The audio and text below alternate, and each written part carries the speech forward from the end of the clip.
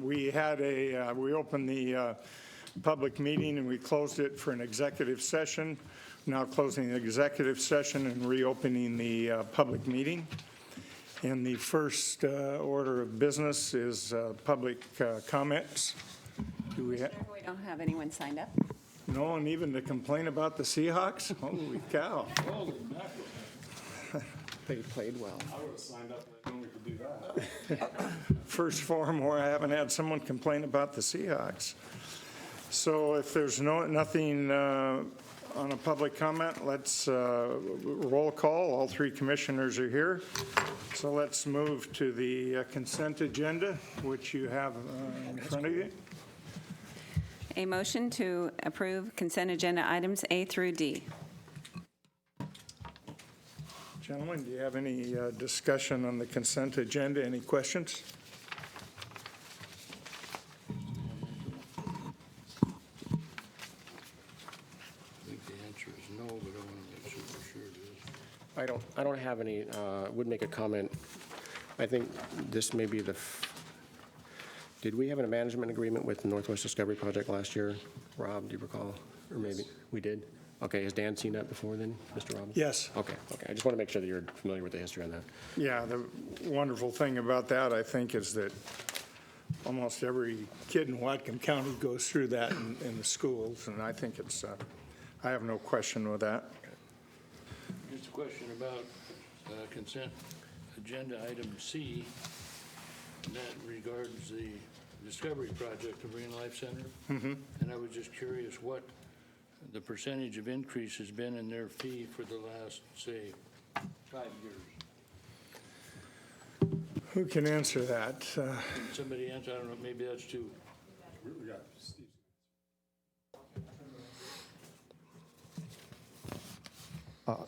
Commissioner Jorgensen, could you repeat the last end of that question? Yes, I remember the management of the aquarium, and there was a time when that just about disappeared. And there were some questions about whether it was really, not paying for itself, but doing what it was supposed to do. And that at that time it was $40,000 a year. Now it's $65,000. Right. The main reason for those increases over years has been primarily the utility, namely the electricity bill. That would be the single most glaring item, and the maintenance on the facility is also increased over the years as the components, as the facility ages as well. Plus the general percentage of increase in addition to electricity, et cetera.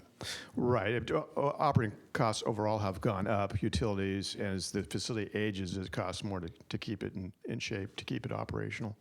Okay, my memory wasn't very good. Yeah. I'm going. But just to add on that, the last 3 years, it's been pretty stable, right around $65,000, right in there. It's just a great addition, or not addition, but a great functioning item to have in our care. Indeed. Okay, thanks. Thank you. Any other comments? Nope. Hearing none, we'll vote. All those in favor? Aye. Aye. Aye. Next item are presentations. Tamara, on the financials for the fourth quarter. Tamara Sobczak, Director of Finance. We're here to talk about the 2014 financials, and overall the port did perform better than budget. We do have some concerns, but we'll go through those as we go through the presentation. I like to start with the balance sheet. It's sort of the financial umbrella of the port. We continue to move in the right direction. Liabilities are decreasing as we pay down debt, and net assets are increasing as we pay down debt and as we see a net income and not a net loss. The 6-quarter net asset trend is going up. One thing that's not included here is the annual environmental liability adjustment. Every year, our consultant goes back and looks at what our environmental liability is on an annual basis. And over the past 10 years or so, that liability has increased. We don't have that number yet, but when we do, if the trend continues, we'll see a blip in the fourth quarter 2014 net assets. And the blue line is the actual numbers, and you can see the flattening, and that's due to the decrease in net operating revenues, and we'll talk about that as we go through.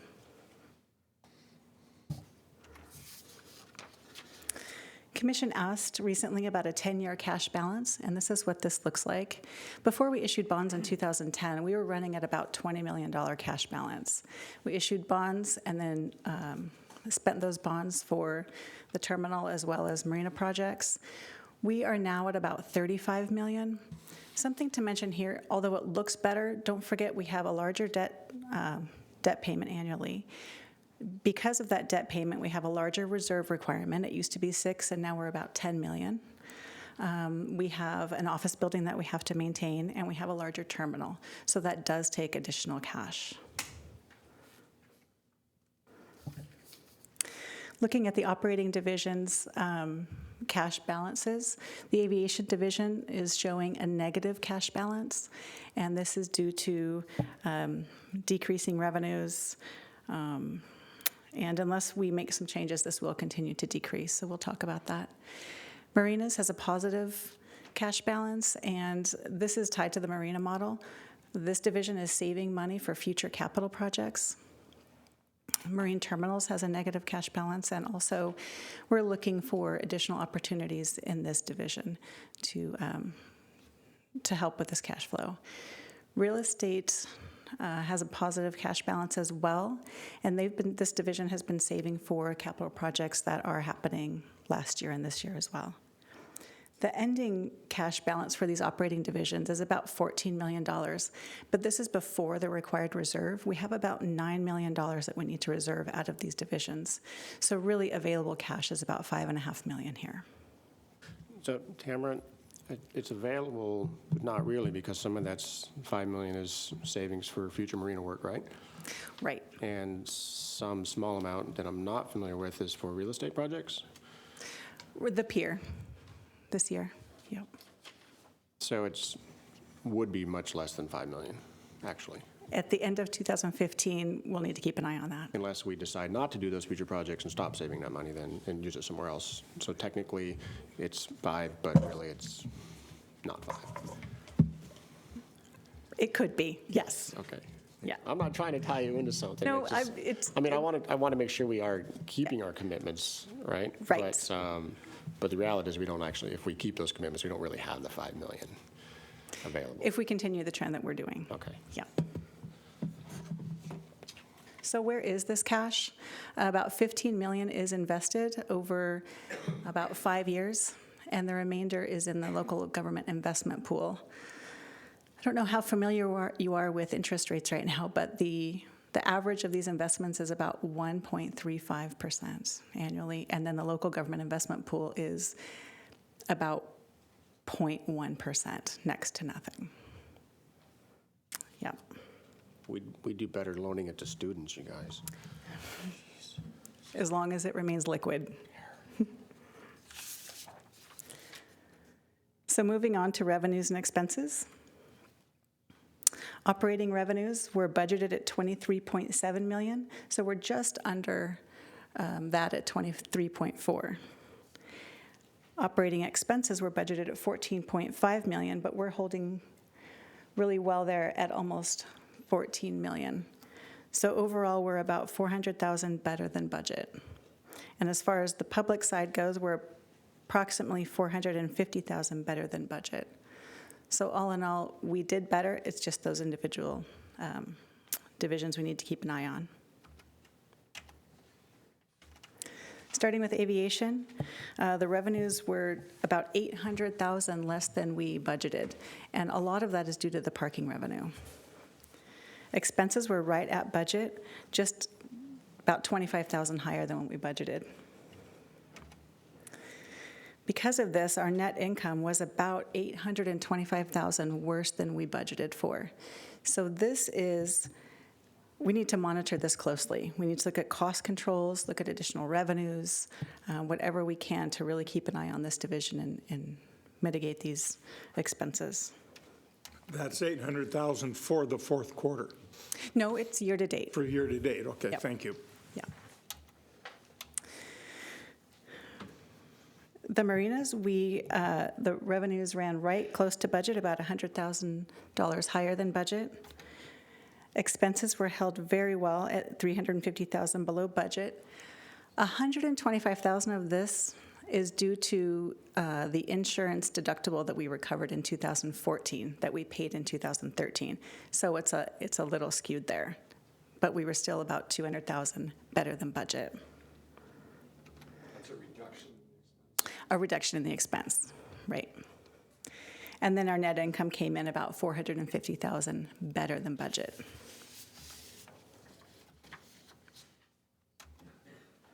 In the Marine Terminals division, we came in about $185,000 better than budget. Expenses just under budget, so it's a very steady division there. And we came in at almost $200,000 better than budgeted at the end of the day. Things to watch is if the ship leaves the shipping terminal, we need to watch the expenses, so we'll be keeping a close eye on those as well. And that ship is close to 300,000 a year? That's a good question, I don't know that answer. Little- About $30,000 a month. Yeah. 360 a year, and it's slated to leave, when's it leaving, Dan, soon? We don't have a timeline yet. Okay. But we've budgeted there for the whole year, did we, when we did our budget? I believe we budgeted for 9 months. Okay, thank you. Looking at real estate, real estate is always on target with budget, and 2014 really wasn't an exception. The revenues were about $175,000 better, but on a $6 million budget, it's pretty darn close. Expenses were held at $160,000 better than budget, leaving us a net income of about $330,000 better than what we budgeted. Overhead divisions, this is executive, facilities, planning, and administration. Obviously, no revenue comes in, or very little revenue comes in this division. Expenses were well below budget for outside costs, and this is mainly due to the executive division. We spent less on outside services, legal, advertising, things like that. Sorry, Frank. His rate went Somebody- up, though, so it should even out. Moving on to public priorities, this is, remember, economic development in the public side. Revenues were just lower than budget. Expenses were much lower than budget, but that's because we have the ADO contract that pays for some of our economic development activities. We came in about $250,000 better than we budgeted, so that's additional cash in our pocket. So overall financial performance metric, this is based on several things, each weighted individually, and what we weigh most heavily are we living within our means, things like that. The debt service, debt coverage, debt to assets, and self-sufficiency. And we look at this every single year, and we're holding good at 8.9, 10 being the best. So this is just one more thing to look at. Looking at our debt to asset ratio, this is a measure of the degree the port's assets are funded by debt. And this is important to look at if we ever think about issuing additional debt. We want to keep that well below 50%. Debt service coverage, remember the commission decreased the requirement to 1.3, which is our bond legal requirement. And we are decreased. 2013 was 2.2, 2014 was 2.0, and this is really a function of our net operating revenues decreasing. So we need to keep an eye on that because our debt payment is pretty consistent, and we need to be able to cover those payments.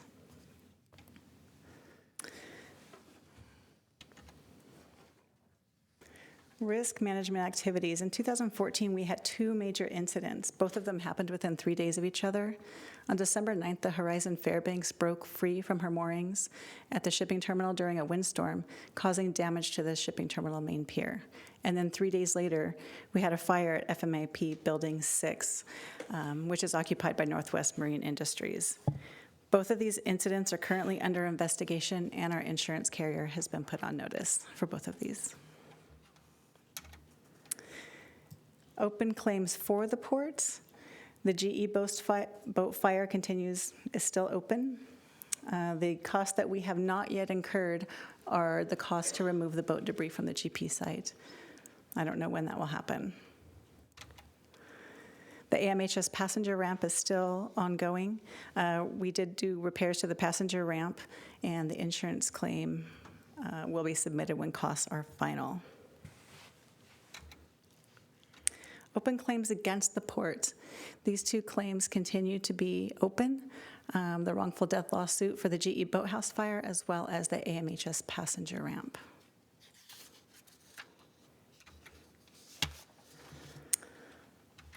Stormwater program, 4th quarter. Consistent attainment was achieved in the 3rd quarter, so samples were not required for the 4th quarter. But all training and record keeping are in compliance. Moving on to the safety report, safety at work, sometimes it's really important. In 2014, this is not 4th quarter, this is for the entire year, we had 6 recordable injuries.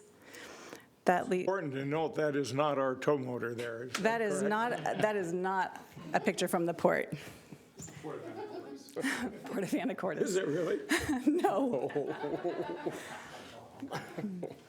The recordable incident rate is 6, and we had 3 lost work days. Elizabeth and the safety committee is working hard to look at what happened and see if some education needs to be done there. We did spend in 2014 about $11 million in capital projects. We finished up some airport signage. That top photo there is controlled by the parking lot booth, so they can easily open or close lots. Signage inside the terminal as well as out on the curb was complete. And then we still had some miscellaneous terminal improvements to finish. That guardrail is there to protect against ground service equipment bumping up against the building. And then also that bottom picture, there's a concrete pad. That was a design flaw corrected by and paid for by our contractor. We also added some family-friendly additions to the terminal. Those baby changing stations are in every single restroom in the terminal, as well as a rubber mat play area for the kids inside the gate holding area. So hopefully no more screaming children.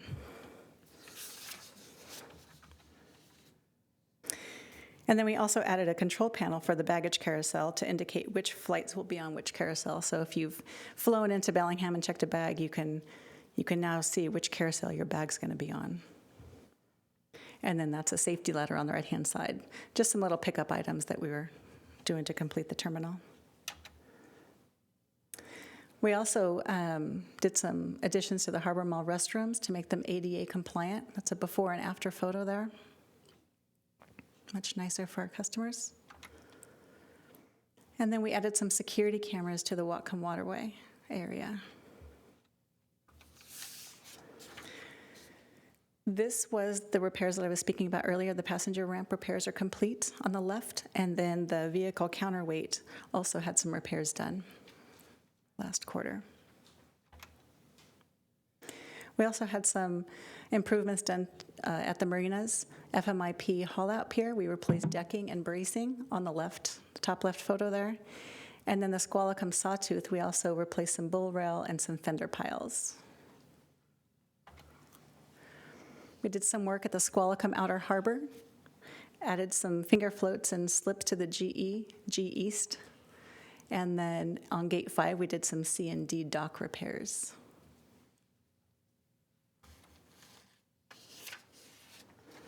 I would answer questions, but I'm not here to answer questions. I'm just here so I don't get fined.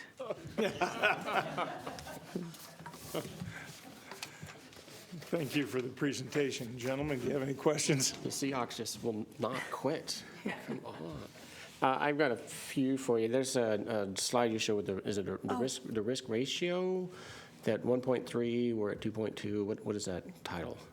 Oh, do you want me to find this? Is that the debt service one? ratio? Yeah. Can you bring that back up real quick? Is that possible? Yep. There's a couple just before they went into the risk report. That one. All right, so in 2009, I think the economist said the recession was over. 2010, so the higher the number is better. Is this right? Yeah, okay. Yes, it's also a reflection of cash. Yeah, can you describe real quickly what's going on and why we're at 2.0? Sure. Well, 2.0 is, what it means is when you are done paying all of your expenses and debt and all of that, what's left over, you take what's left over, compare it to what your debt service is for that year, and it's 2 times. So if we had $1 million debt service that year, we had $2 million to pay for that $1 million. Would the numbers in 9 and 10 be high? Why would they be so high? I don't know why they were high in 9, but in 2010 we issued debt, so we had a lot of extra cash. That's what that was about. Okay. Yeah. I just looked a little crazy. I'm like, wait, all of a sudden there's a bunch of Does look income. crazy. Yeah, I think if okay. you took the 2011 through the 2014 numbers and you backed out the 2010 debt service, you would end up somewhere around that 2.5 to 2.6 number you were at in 09.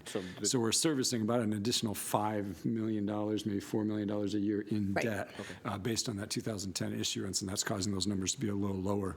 By way of comparison, I think most commercial loans, to build an office building or to build a retail center is going to require the debt service to be about 1.25. Okay. All right. So the trend is pretty okay then. It just Oh, looks we're a little weird okay. because of those. Okay. Yeah. Can you go forward? This may be a question for Shirley. It's the one that discusses the fire. So we had the fire, new tenant. There was they were putting together some kind of a plan. Can you tell me what's happened with that? I know that was weird.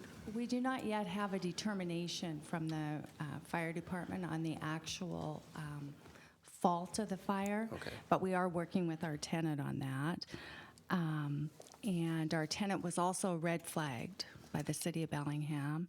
And they are putting some controls in and are working with the city of Bellingham and an architect to get back up and running. So they are working on it. It's probably a couple of weeks away. So they're not operating now. They're operating, but on a much limited Right, basis. Okay. All right. It seemed like it was just a crazy fluke, but still, it's. Yeah, we think it Weird was fluke. a crazy fluke, and it's just unfortunate. Okay. But we are working with our tenant. Okay, and then, Shirley, you say they're operating on a limited basis because of the red tag? Yes, that's correct. They can't do a lot of like welding and that type of thing. They can do some woodworking, and they can do things that don't require flammable liquids and things like that. So they are operating, but it is on a much lower basis than we would like to see them operating. And how long do you think it'll take? Do you have any idea before they'll be able to operate at full capacity? We're hoping within the next 30 days or so. They have, as recent as yesterday, they submitted a plan for putting fans on our roof and doing some work that was required by the city. And that's underway. It's going through our process of our architectural review committee, and we hope to turn that around tomorrow. So they're making great progress. It's been a setback for them, for sure. So all I can say for today is they're working hard on it, and we'll keep the commission posted. Thank you. thank you, Shirley. And then the final comment is just a comment. So we put a camera in Whatcom Waterway, and I can't recall ever being asked to put a camera in the Whatcom Waterway, but we have been asked to put cameras in Squalicum Harbor. So I would just make another request. Let's take a look at putting some more cameras in Squalicum Harbor. That's it. Thank you. I don't want to speak on behalf of Dan Stahl. Is he here? Maybe he can confirm, but the MAC, which determines marina expenses, has tossed around the idea of putting security cameras in both Squalicum Harbor and Blaine, and they've always determined that the cost didn't justify the ends. Thanks, Rob. Any other questions? Commissioner Druggers?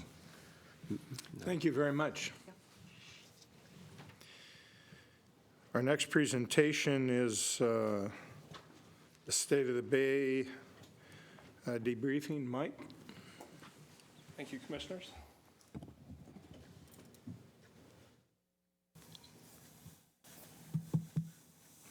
So yes, I'm here to give a debriefing on a State of the Bay research symposium that was put on by Washington State University Extension, and the port participated. We were on a panel with the City of Bellingham, Whatcom County, and the Lummi Nation.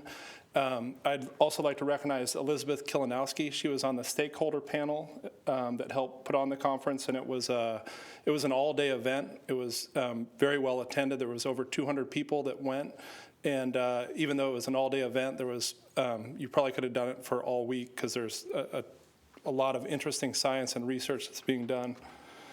The objectives of the conference were to discuss history and changes to Bellingham Bay, discuss the latest research, some of the key challenges and research needs, and then also increase communication and coordination among the groups that are working on various issues. I mentioned that it was the stakeholder panel included the Port, the city, Whatcom County, Lummi Nation, Department of Ecology, Western Washington University, a lot of different folks. It was very well attended, and the stakeholders were all very well qualified. So there were a lot of really interesting perspectives and research that was presented at this stakeholder meeting. I'm going to focus on the port perspective, but I'd encourage you that the event was filmed. It's showing on Bellingham local television, so I would encourage you to watch it. It was really interesting. From the port perspective, our waterfront operations activities really put us at ground zero for what's going on in Bellingham Bay. We have a strong interest in a sustainable waterfront economy. The easiest example I can think of is, if there's no fish, then our commercial fishermen go out of business. So we really have a strong interest in a sustainable waterfront economy on a lot of different fronts.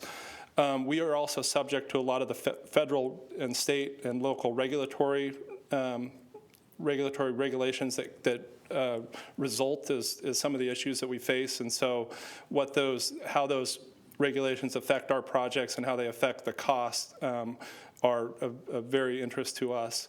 And then we are a steward of public assets, so some of our interests and perspective as we present at this conference.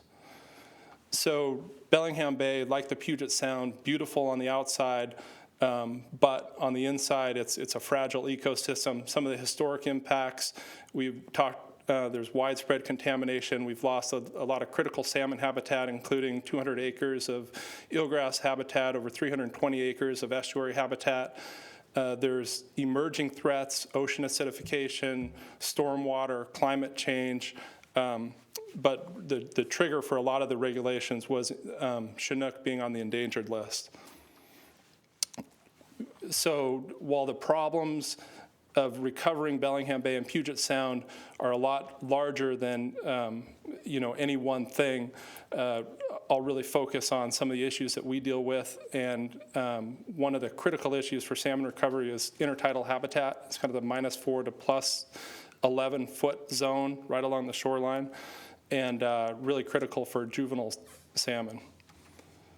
So challenges to restoration in Bellingham Bay, number one, I talked about highly modified systems, huge costs to do these types of projects. There's limited funding available. The historic contamination puts a big complicating factor on everything. There's not one responsible party. It's 150 years of different owners and operators. Some of them are gone. So who's liable is always a challenge. And then it's permitting and getting permits to move forward with work is a big challenge. I think you've all seen the gear wheel that shows, just getting a project through the process and what it takes to keep the funding and momentum going forward is a big challenge. So our perspective on achieving success, number one, partnerships are absolutely critical, whether it's between agencies or with citizen groups. No one agency can do much alone, but together we can do a lot. Our MTCA cleanup projects are a tremendous opportunity to make a real positive impact, not just with cleaning up historic contamination, but also restoring historically lost salmon habitat. There is limited funding available. We've done some good things with dedicated state grants and also some local funding. Another really powerful tool that I wanted to talk about, or that we did speak to at this conference, was the market and how we can use development projects to achieve a net environmental benefit. And if there's limited funding specifically for restoration, sometimes in-water development projects are your best opportunity to actually get benefits and meet some of our statewide objectives for salmon recovery. And then finally, as Mr. Stoner can attest to, patience and persistence. These projects take a long, long, long time, and to the effect that we can be patient and persistent and keep at it, will ultimately achieve success. And I'll talk a little bit briefly about a few sample projects within each of these categories. The Bellingham Bay pilot is really our model for partnership, and that's one of many different partnerships that we have moving forward on these projects. But the Port and Department of Ecology are the co-managers of this project. We came together, developed a Bay-wide strategy in 2000, and that Bay-wide strategy was really looking at, when we have these cleanup sites, how can we clean up historic contamination, but also revitalize the land uses and increase public access and restore salmon habitat. So an example of Holly Street landfill before, and then this is after. You can see public access along the shoreline that's set back, a nice intertidal marsh habitat for salmon recovery. The contamination's been addressed. Another sample project was our Weldcraft cleanup. In addition to cleaning up and removing creosote and building a new habitat bench, it also resulted in 25 new marine trades jobs. That was a port-led project, cleanup project. The Whatcom Waterway you've all heard about. The nearshore restoration will begin on that project this fall. And just to show you some of the current conditions that'll be addressed. And then this is another one of the cleanup sites, the Cornwall Avenue landfill. This is a few years down the road, but you can see nice habitat / public access beaches planned as part of that project. So this picture shows the different cleanup sites within Bellingham Bay, and the different colors within the bay show the extent of the contamination, and all that presents a great opportunity of where we look at that shoreline and integrate cleanup with habitat restoration with and address some of the problems. So a tremendous opportunity, but again, it's just one part of a much larger problem of some of the issues that we deal with in Bellingham Bay, and so we really need to have that holistic thinking when we talk about addressing some of the challenges in Bellingham Bay. As far as dedicated state grants, the estuaries with that freshwater input are critical for salmon recovery. That's what the habitat biologists tell us. I'm a fisherman, so this is where I go to catch fish. You know, when you have the fresh water coming in, that's where the fish like to be. But here's a picture of the Squalicum estuary in 2007. And then we went through, removed all the derelict creosote, raised the elevations of that, and have a really highly functioning estuary.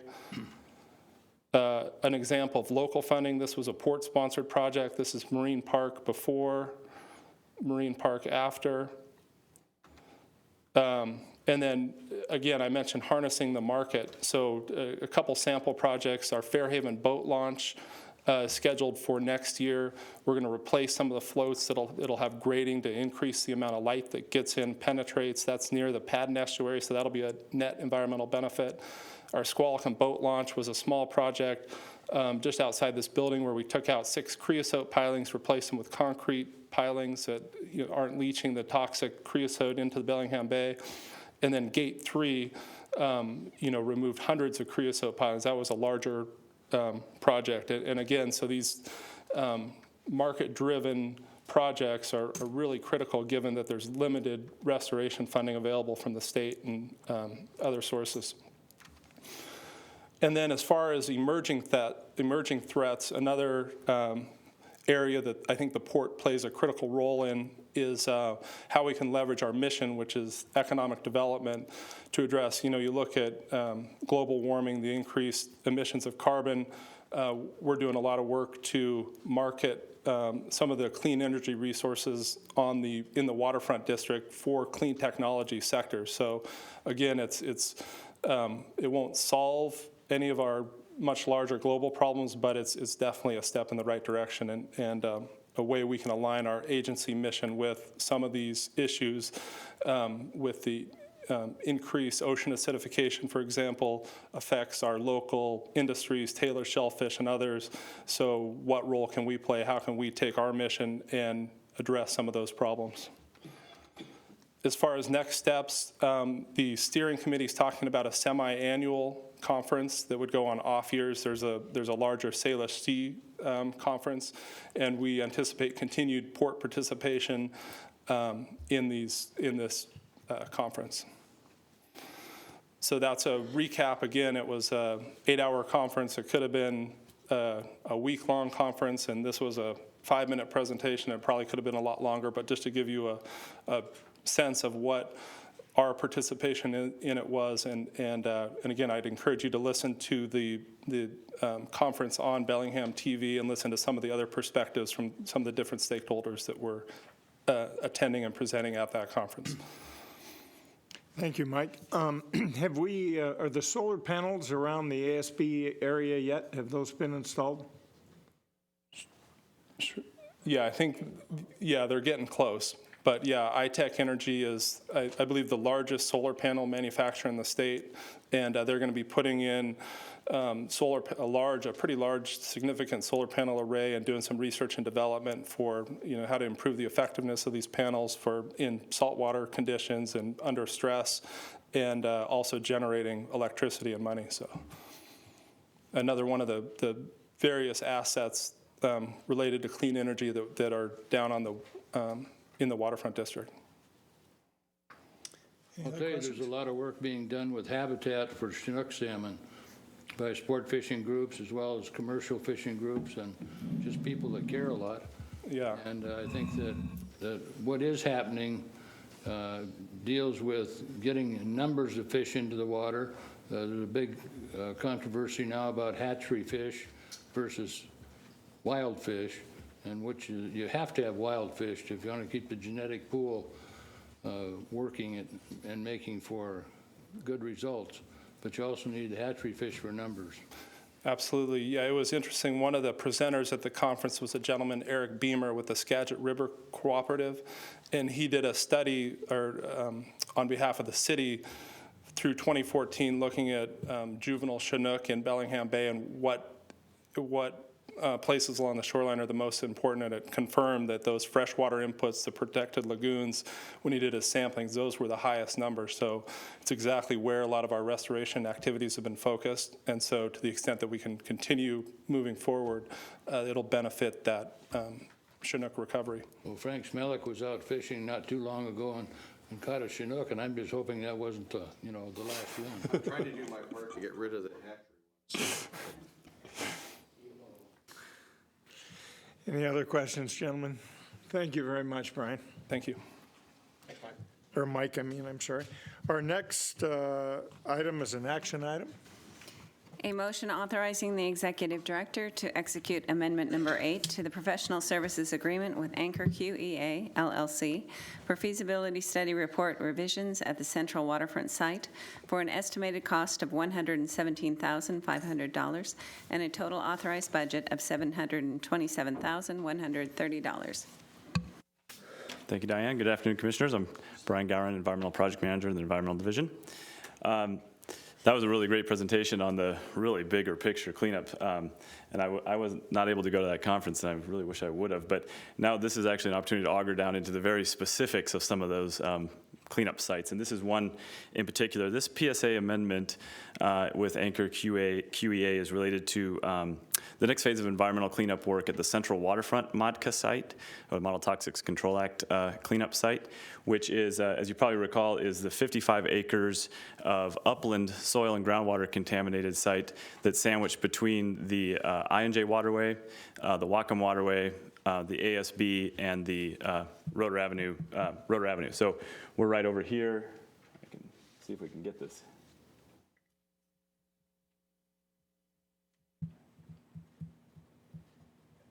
So we're right over here right now. This is the whole 55 acres of the Central Waterfront site.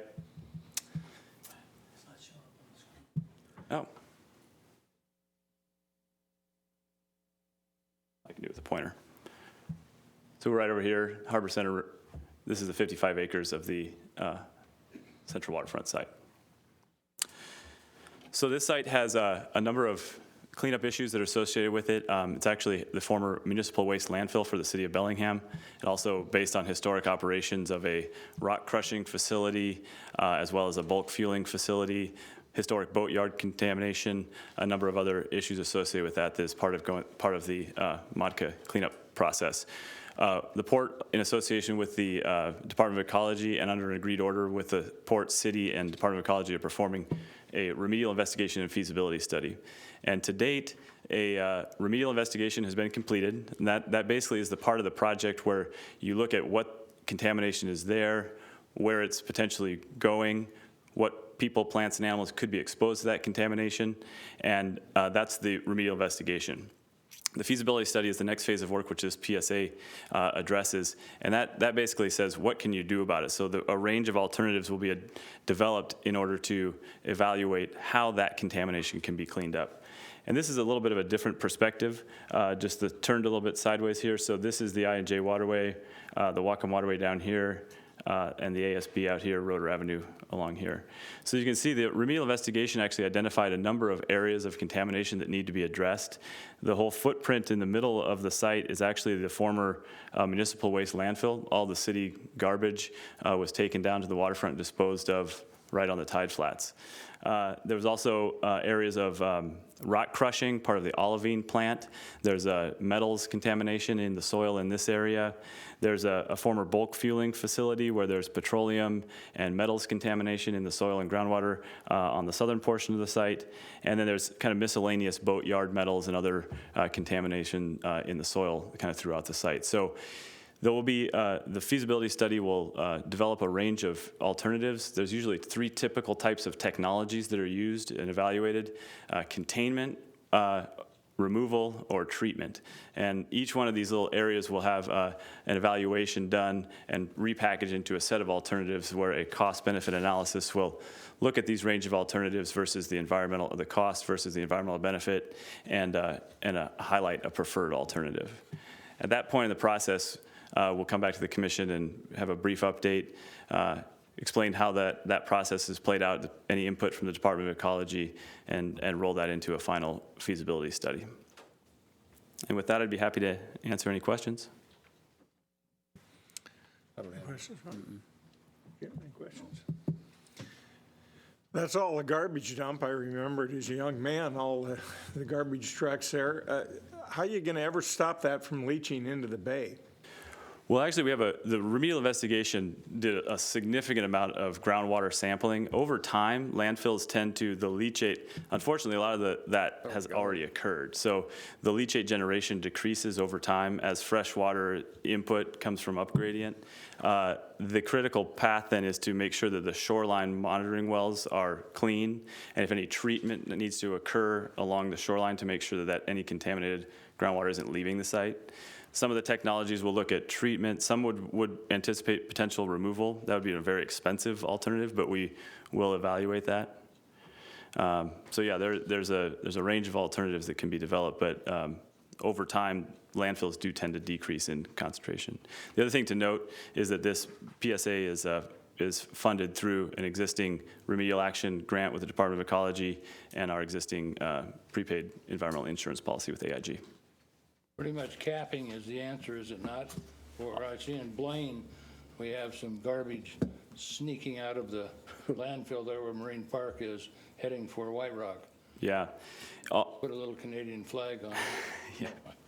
Oftentimes at landfills that is the case. I mean, the example that Mike showed of the Holly Street landfill, where there was actually garbage coming out of the shoreline at that area. Some of it was peeled back and removed and then capped, but the Cornwall Avenue landfill is another example. That's a capped landfill. It's going to be capped. So oftentimes that is the case. In this scenario, with all these little other smaller areas where kind of these brown blotches are, there might be different alternatives that are feasible there and not as expensive to treat the groundwater, for example. But it's likely that the majority of the landfill itself would be capped. And actually, the tissue warehouse that's on top of the landfill right now actually acts as an environmental cap that was done as an interim action. Okay, anything further? Quick question on water movement. Do we know where the groundwater's coming from and where it's going to right now? Yeah. The remedial investigation does a lot of work on that, and had a few years worth of groundwater monitoring to get elevation, so you can see how that changes over time, as well as how it's tidally influenced. And the majority of the groundwater is incoming from the project west here, project east, and goes towards the bay. Actually, there's a clay berm that was installed with the landfill to keep the garbage from washing out into the bay. That was the technologically advanced way of containing the garbage on the tide flats back in the day. And that actually backs groundwater up and it kind of mounds behind there, and then the groundwater moves around to the north and south. So we have monitoring wells along the shoreline to characterize what that groundwater quality is before it comes out into Bellingham Bay. Thanks. That's it. Yeah. Any other questions, Jim? No. Well, hearing none other, call for the vote. All those in favor? Aye. Aye. Aye. Thank you very much. Thank you, Commissioners. Next action item. A motion authorizing the executive director to execute an amendment to the professional services agreement with Landau Associates, adding $177,000 for a total authorized amount of $808,700, including contingency for completing a remedial investigation feasibility study and the associated tasks at the Westman Marine site. Thanks, Diane. Good afternoon, Commissioners. I'm Mike Stoner, Environmental Director. And I'm going to be talking briefly about a site up in Blaine, Commissioner Jorgensen's neighborhood. We have two sites up there. One is the Westman Marine site that I'll talk about. Another is the Blaine Marina site. The landfill that Commissioner Jorgensen, you mentioned is one that is not a port site. It's one that's being managed by the city of Blaine, I believe. But this one's about the Westman Marine site. It's a site that's very similar to the boatyard that we have here in Squalicum Harbor that was the subject of an interim action about 10 years ago.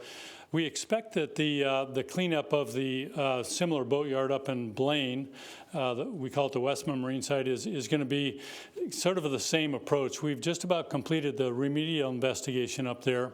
Ecology has asked for some additional samples to better delineate the boundary of the site near the Sawtooth area. And we have a cost share agreement with one of the prior owners at the site. It's in both of our interests to try to make sure that we understand exactly the limit of the site, what's part of the site and what's not, because we're both being asked to pay for the cleanup. In this circumstance, the Department of Ecology has also been very supportive. We have a state grant to help with the cleanup. So right now we're operating under a cost allocation that's basically 1/3 port, 1/3 prior owner, and 1/3 state grant, and we expect that to continue forward. This PSA amendment is for $177,000.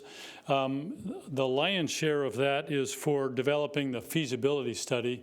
As Brian mentioned, that's developing a range of alternatives to figure out how to best meet the cleanup requirements. We also have some funding to finish the remedial investigation, and then additional funding to develop a cleanup action plan for the site. So we expect with this budget approval today to be able to move forward and complete the remedial investigation feasibility study later on this year and get it out for public comment probably later in 2016. So that's the presentation today. We've presented this site to the commission a couple of times before, so I just kept it simple this time without additional slides. Any questions at this point? Any questions? I'm sorry, Jim. Go ahead. I understand the Working Waterfront Coalition is interested in what's in this cleanup. Will there be an opportunity for them to weigh in on the proposed alternatives at some point? Certainly, Commissioner. Yeah, thanks for asking that. When we move through the Model Toxic Control Act process, there are a number of formal opportunities that the Department of Ecology manages to solicit public input, and that's one opportunity for the Working Waterfront Coalition. So that'll occur when the draft remedial investigation feasibility study is published for public review and comment early next year. Then when it goes through the developing a draft cleanup action plan, that's the decision document, along with a draft consent decree. That'll be another opportunity for public comment on the remedy. And then as it goes through the permitting process, there's additional opportunities as well. The port then also has the opportunity to go above and beyond that. And I think with the Working Waterfront Coalition, as we start to understand that group and work with them, we'll also, I would expect, provide opportunity for a port update on the project and to solicit input more directly from that group. Great, thank you. A question about the gas dock. Can you speak to that at all? What is going to happen? Something has to happen. That's accident waiting to happen. Sure. Fuel dock. The fuel dock right now is in Blaine Harbor is managed by Blaine Marina Incorporated, one of our tenants, and they have done some upgrades to make it safer at this point. But we have a plan in place for that commercial industrial area that would involve basically terminating the fueling operation where it is now by Blaine Marina, Inc., and switching it from that outer part of the commercial area to a more protected inner location. And that is something that's part of the port plan for the area. But what we're doing is trying to get these cleanups engaged and moving along. So relocating the fueling operation is part of the overall plan, but we don't have a specific schedule for that at this point. Can I follow up on that, Jim?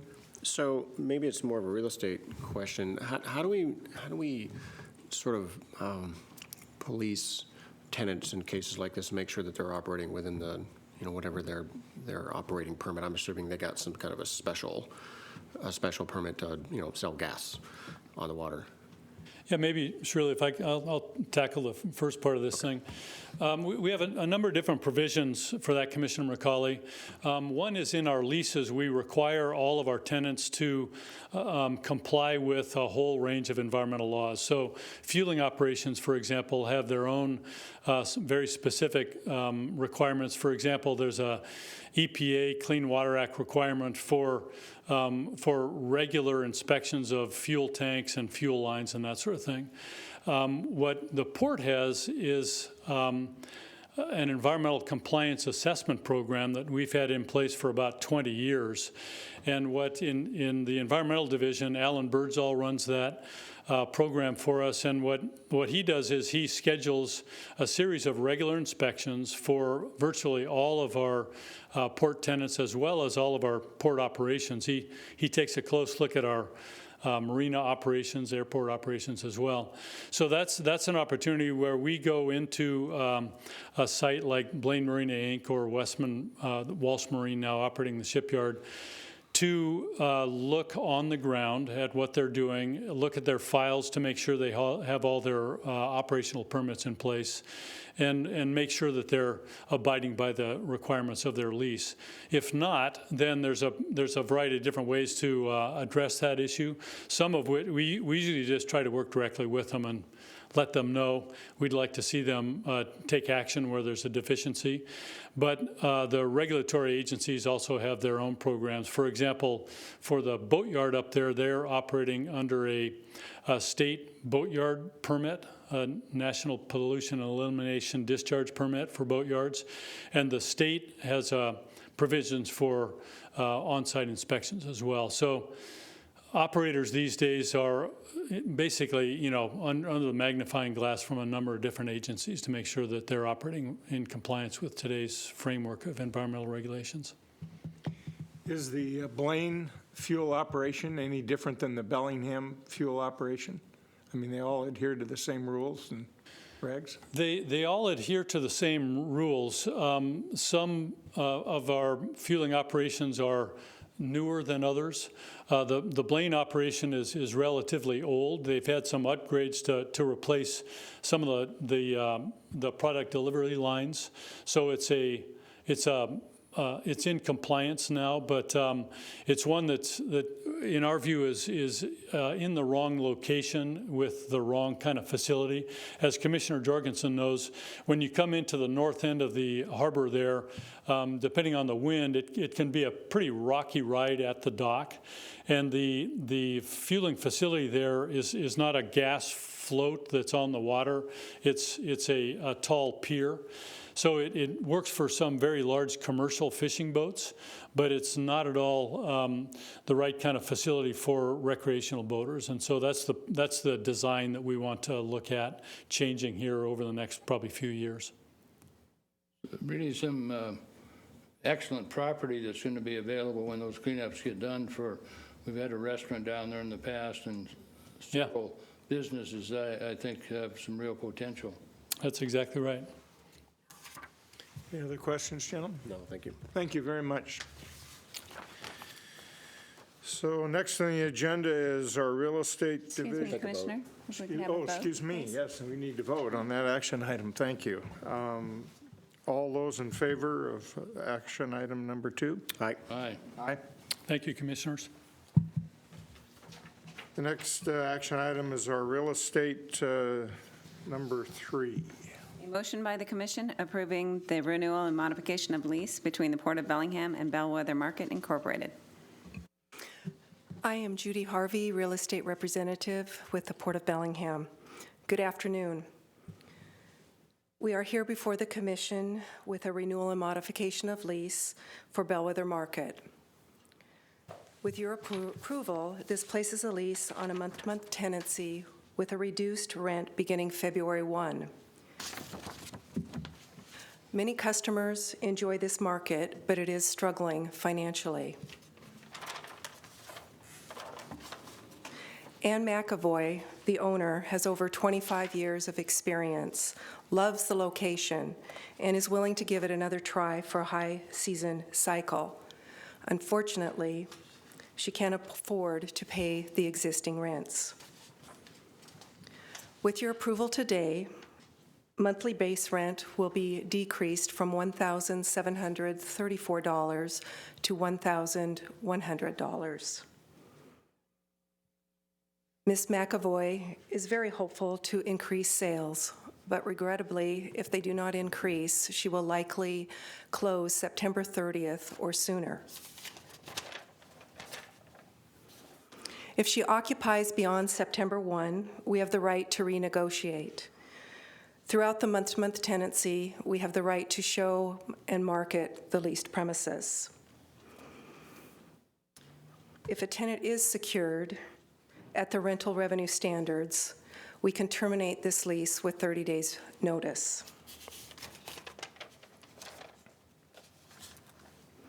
For tenant retention and to retain a revenue stream for this unique and high-profile property, the real estate staff recommend approval.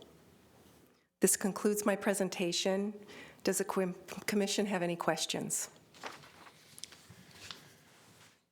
Mike, any questions? No, I think we should probably take this step and give this business an opportunity without pulling the rug out from underneath them.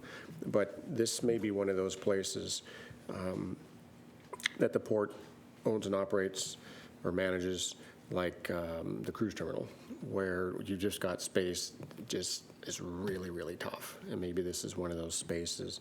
So I definitely would like to take a look at this later and see if, and I think I've mentioned this before regarding the cruise terminal, where restaurants want to come in and operate, somebody needs to sit them down and say, okay, you're like the 15th one that's probably going to fail here. And just make sure that they literally know what they're getting into so that they don't fail. And then, we don't have an opportunity to try to find some other use for this space. I think it's a great space, so I'd like to see this succeed. But if it can't, you can't force the marketplace to help it succeed. So I'd say let's give this a shot and definitely revisit it, Thank you. Jim, any comments? I've visited the space, and she does work it really hard.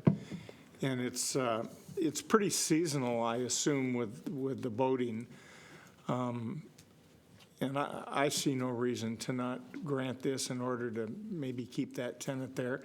It'd be nice if it's not a destination at all. It's only for the folks that are around there. And it's going to be tough for her to make it there, but I have no problem with approving this. Thank you. Any questions? No. Hearing none other, we'll call for the vote. All those in favor? Aye. Aye.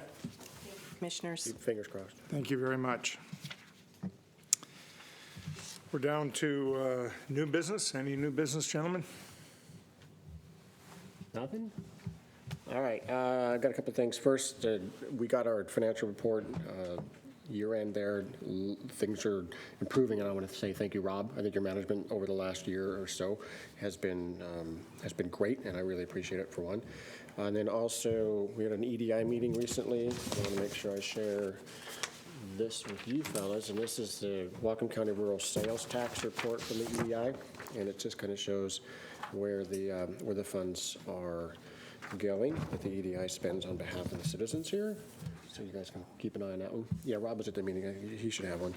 And then I had a conversation recently with Derek Long from Sustainable Connections, and apparently the city, at the behest of Mayor Linville, has sort of put together a business roundtable. I think, Rob, you've been involved in this at some level. I think Dodd's been involved, John. I don't know. No, I haven't been involved. I was made aware of it, but I'm not okay, involved. All right. So one of the things that Derek mentioned to me was that there's a lack of large spaces for businesses to move into in the county, and if Dodd or John's here, they might back me up on this. I've been trying to figure out a way that we can justify moving Startcraft into another facility in this county, which of course would come with some considerable expense, although I think a pretty low risk, and free up that space in the tissue warehouse.